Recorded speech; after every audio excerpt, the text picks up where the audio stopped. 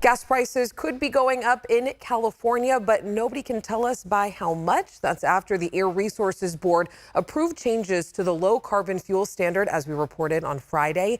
The board says there's no way to estimate the exact gas price increase, but one expert tells us he disagrees and has some serious concerns about the program. ABC 10's Becca Habegger is here to break it all down.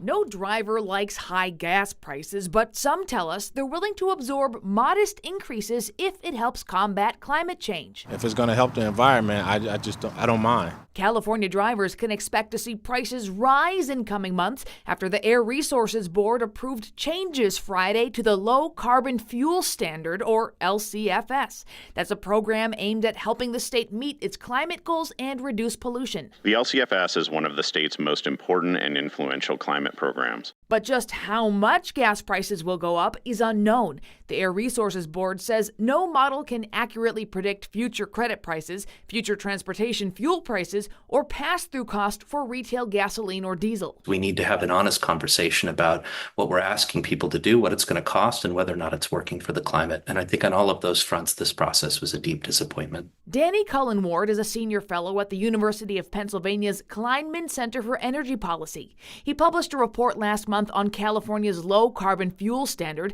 and predicts the changes mean Californians could see gas prices increase 16 to 18 cents per gallon over the next 6 to 12 months. I do think it's going to have some near-term impacts, but it's not going to be catastrophic.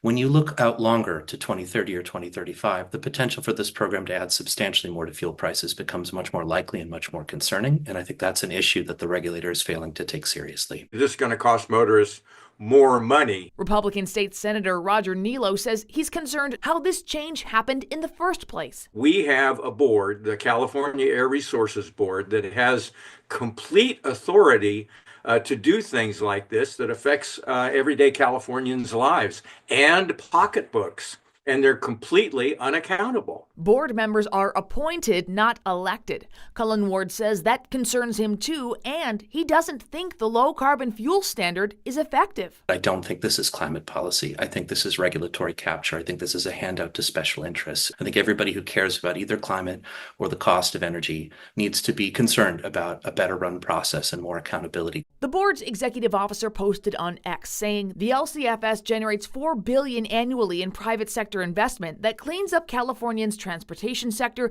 keeping money in Californians' pockets and protecting their health. An additional consumer protection was put in place on Friday by the board, directing staff to monitor unexpected gas price impacts and come back with program adjustments if concerns about price increases linked to LCFS do materialize.